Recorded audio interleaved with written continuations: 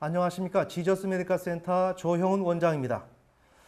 오늘 우리 크리스찬 가정에서 부부간의 그러한 사랑의 정도가 어떠한지 우리 스스로가 한번 살펴볼 필요가 있다고 생각을 합니다.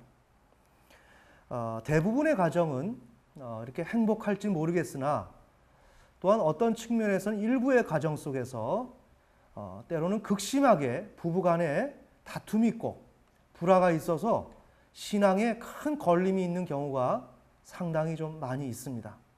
그런데 그 문제를 풀 수 있는 대안이 마땅하지 않다는 것이 오늘날 우리 신자의 가정의 문제이기도 합니다.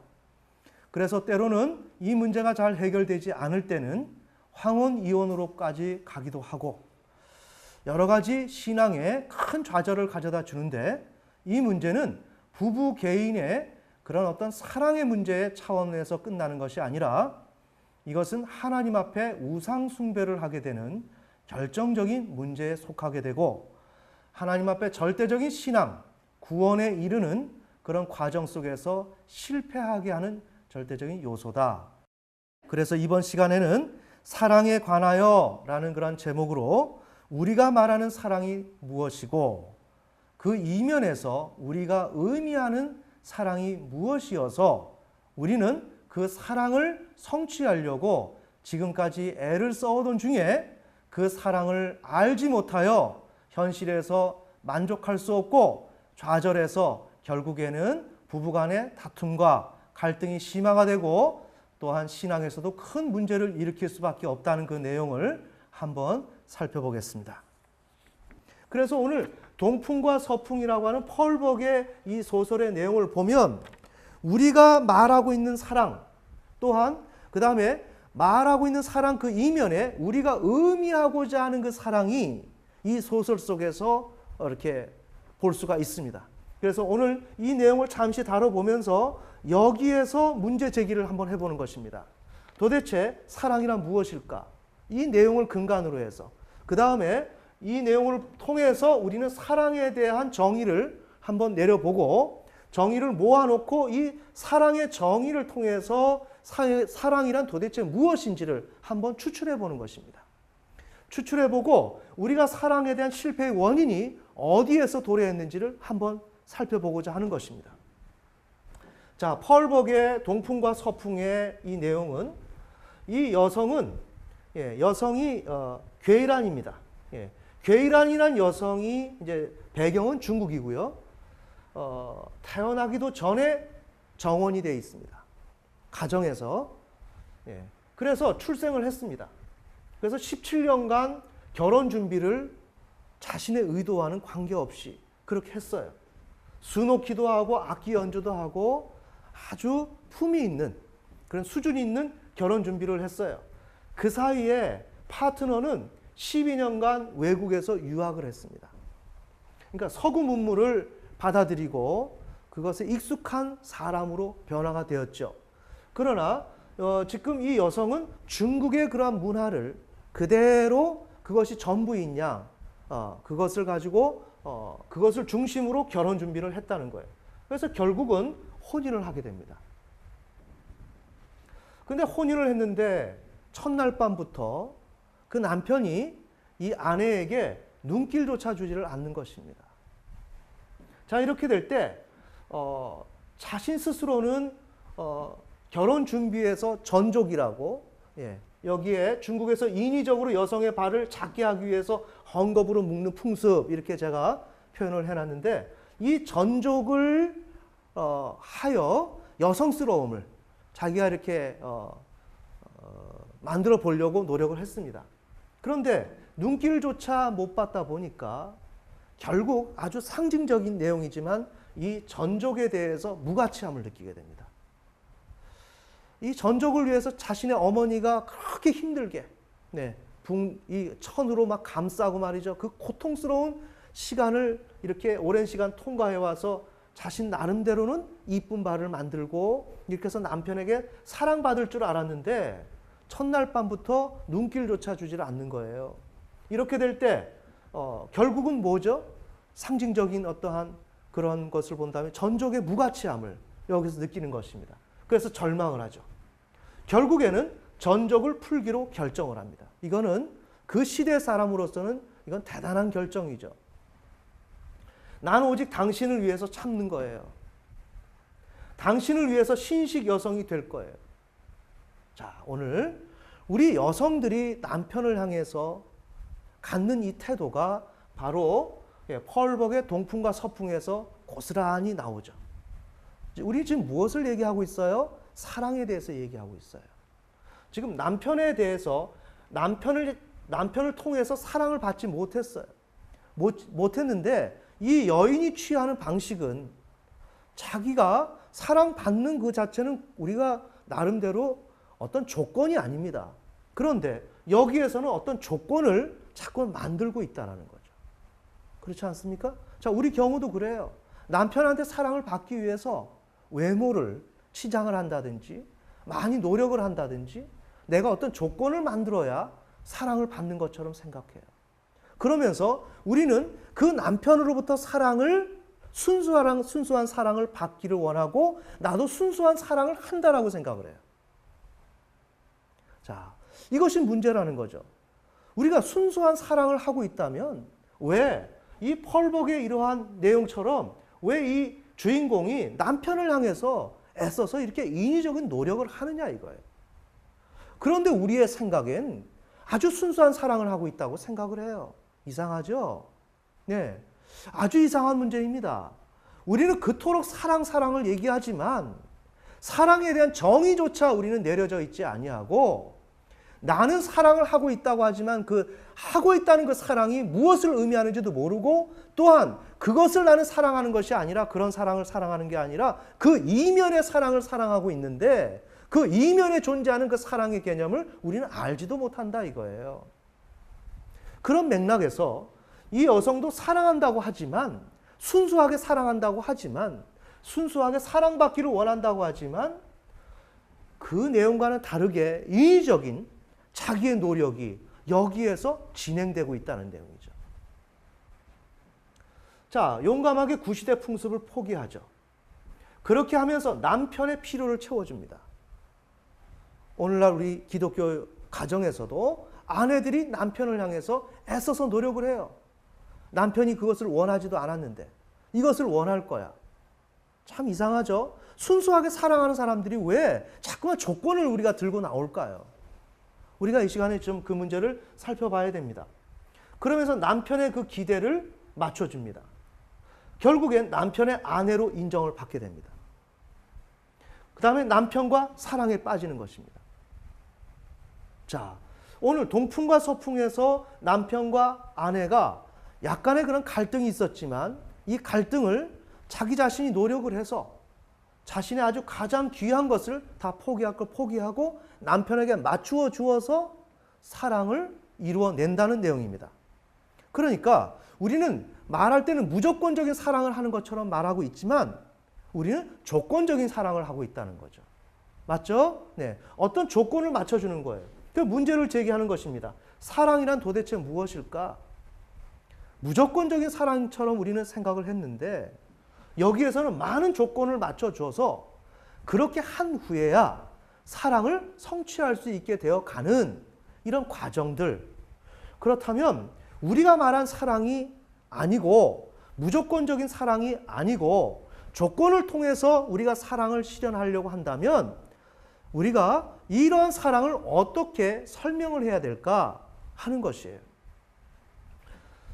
특별히 삶의 방편과 전략으로 보이는 것이 이른바 사랑이다. 오늘 이 내용에서. 자, 이런 맥락을 우리가 갖고 있으면서 한번 진단을 해보는 겁니다. 사랑에 대한 정의를 그럼 어떻게 하고 있을까? 우리 일반적으로 무조건적인 사랑을 받기를 원한다고 했지만 그 이면에서 우리도 모르는 사이에 끊임없이 요구 조건을 충족시켜줘서 사랑을 성취해 나가는 우리의 단면을 여기서 보았고 그렇게 보았다면 실질적으로 사랑에 대한 정의를 어떻게 내리고 있는지에 대해서 우리가 한번 살펴볼 필요가 있다.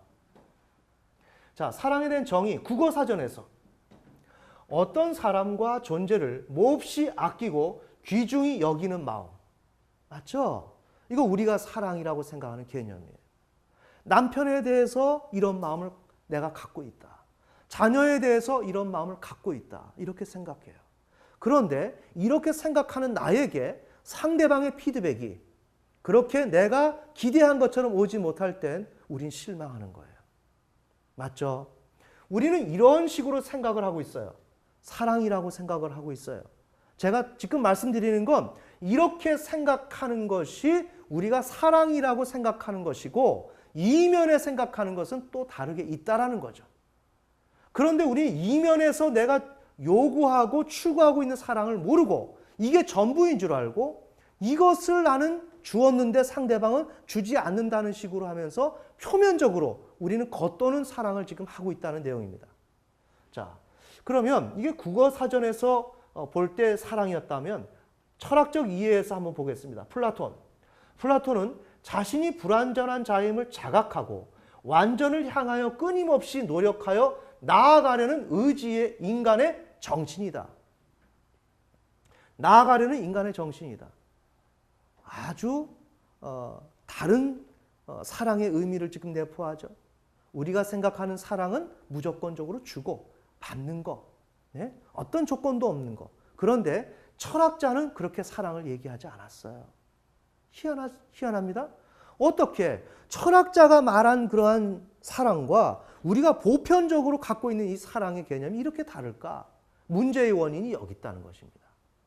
자, 그 다음에 스피노자가 얘기한 것이 있습니다. 거의 비슷합니다. 특정한 외부 대상을 전제로 작은 완전성에서 더욱 큰 완전성으로 나아가려고 하는 것, 이게 사랑이라는 것입니다. 이게 철학적 이해고 신학적 이해로 보면 어거스틴은 자신을 행복하게 만들 수 있는 사물을, 여기서 사물이라고 하는 건 근원적 대상, 근원적 대상을 소유하려는 욕구다. 이렇게 되면 이제 또 색깔이 완전 달라지죠. 그 다음에 이것을 위해서 움직여 나가는 현상이 사랑이다. 그러니 이 철학적 이해와 신학적 이해를 좀 종합해 보면 사랑이란 나의 필요를 취득하기 위한 방안이다. 나의 필요를 취득하기 위한 방안이다. 사랑이란 우리가 생각하는 것처럼 어떤 사람이나 존재를 몹시 아끼고 귀중히 여기는 마음이 아니다. 그렇기 때문에 여기에서 펄벅의 소설 가운데서도 여성이 남편에게 사랑을 받으려고 할 때 무조건적인 어떤 사랑의 주고받음이 아니라 그 현상이 지속되는 것이 아니라 바로 조건을 갱신하고 조건을 변화시켜서 상대방을 내 사람으로 만드는 이 작업을 지금 하고 있다는 거죠.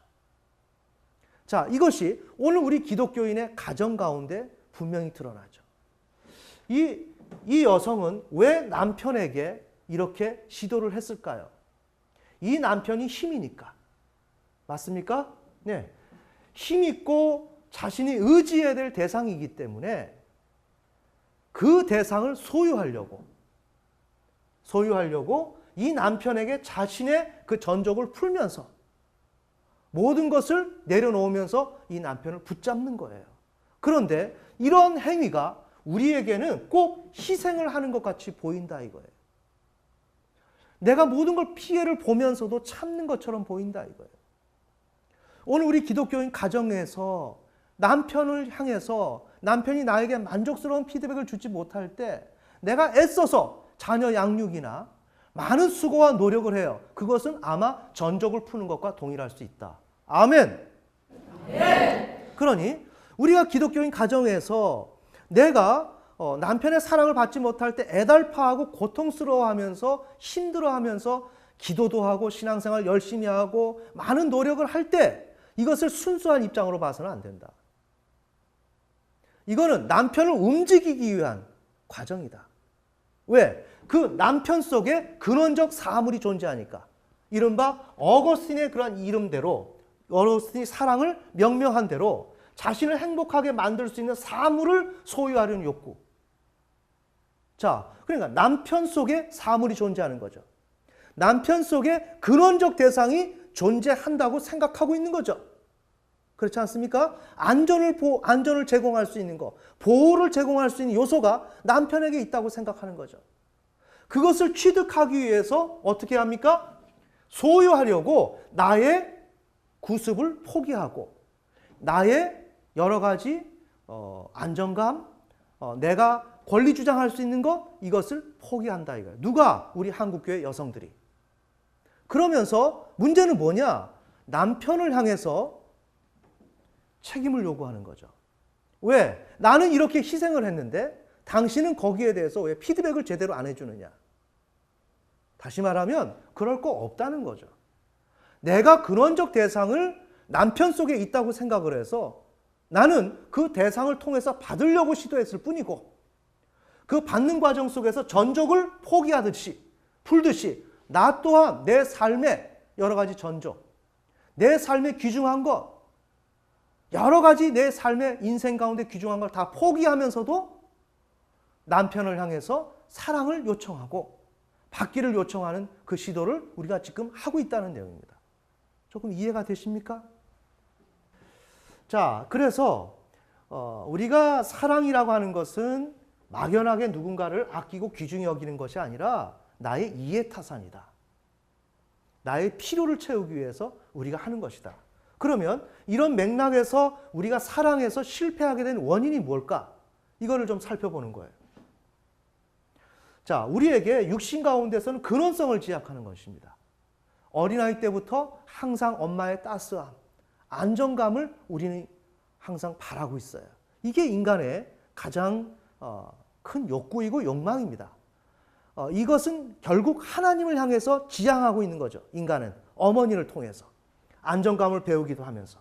그래서 육신이 가장 원하는 것은 근원성을 지향하는 것입니다. 그런데 그러다 보니까 이 혼은 이 사회적 관계 속에서 삶을 살아가야 되는데 그 살아가는 그 나라는 혼, 나라는 당사자가 제일 중요하게 여기는 것은 제일 목적이 이 근원성이에요. 근데 현실은 아주 모호하게도 남편과 아내가 함께 결혼 생활에서 살아갈 때 우리는 무엇을 얘기해요? 사랑을 얘기해요. 맞죠? 이와 같이. 그렇지만 그 사랑의 이면, 사랑의 진정한 의미를 따져볼 때는 사물을 소유하려는 욕구였다는 거죠. 즉 무슨 내용일까요? 우리는 모든 문제를 사물을 소유하려는 욕구, 근원적인 대상을 소유하려고 할 때 우리는 어떤 식으로 이것을 소유하려고 하느냐? 사랑이라는 이름으로 소유하려고 하는 현상이 우리 속에 존재한다는 거죠. 이해가 되십니까? 그러니까 나는 근원적인 이 목적을 사회에서 존재하는 나 자신 또한 그것을 포기할 수 없고 제일 목적으로 삼고 있는데 현실에서는 이 목적을 내가 취하기를 원하는 나에게 압박해오고 주문해오는 것은 사랑이라는 원리로 다가온다는 거죠. 남편과 아내 사이에도 사랑, 부모와 자녀 간에도 사랑. 이해가 되십니까? 그러나 그 사랑은 우리가 막연하게 어떤 조건도 없이 귀중히 여기는 마음이 아니라 상대방을 통해서 사물을 소유하려는 욕구가 존재하고 있고 그것을 의미하는 것이 사랑이다. 아멘. 네. 자, 그러니까 그런 의미에서 이 주체는 사회에 고정되어 있고 전통적인 그 입장인 사랑이라고 하는 그런 패러다임으로 자신의 욕구를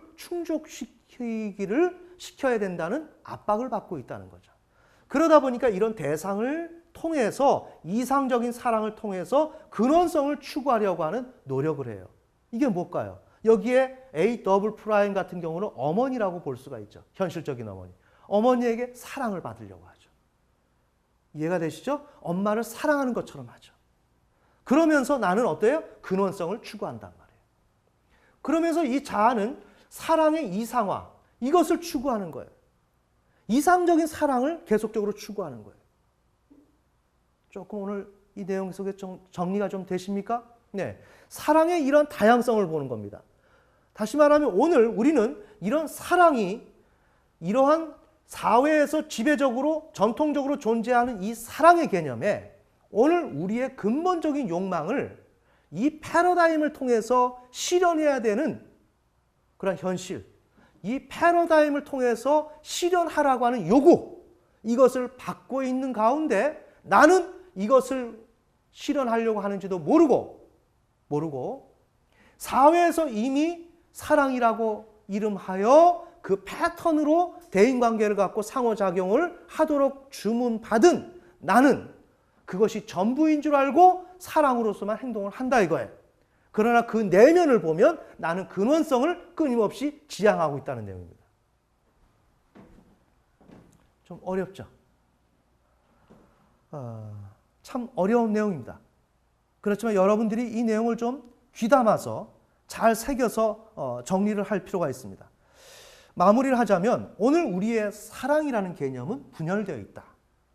사회에서 말하는 무조건적인 사랑, 이것이 있지만 오늘 우리가 진정으로 사랑이라고 의미하는 것은 어거스틴의 경우 사물을 소유하려는 욕구, 이것이 참된 사랑의 의미다.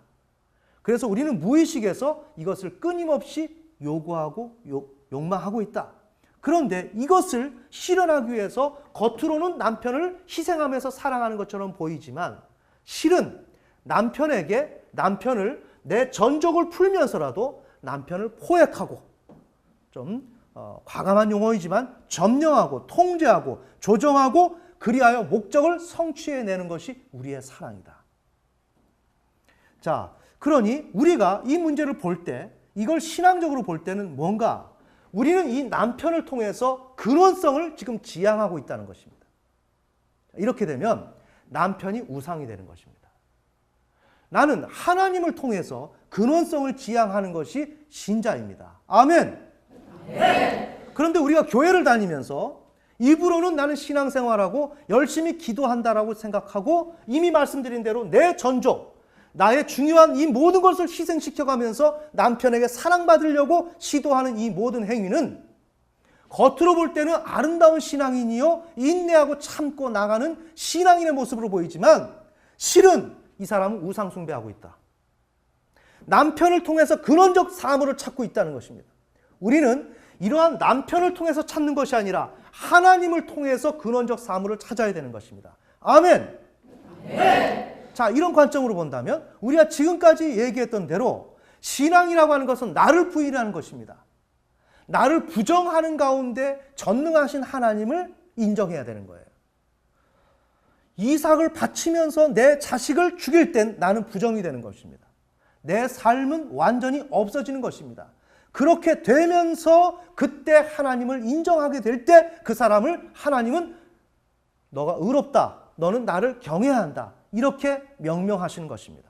그런데 내가 남편 자체가 믿어지지 않고 남편이 나를 사랑하지 않아서 내가 남편을 포획해서 내가 그를 조정하고 통제하고 그를 통해서 내가 목적을 성취하려고 어떤 목적? 근원적인 사물, 근원적인 안정감, 이것을 남편을 통해서 내가 풀려고 할 때 이 사람을 신앙인으로 봐야 되는가 하는 문제입니다.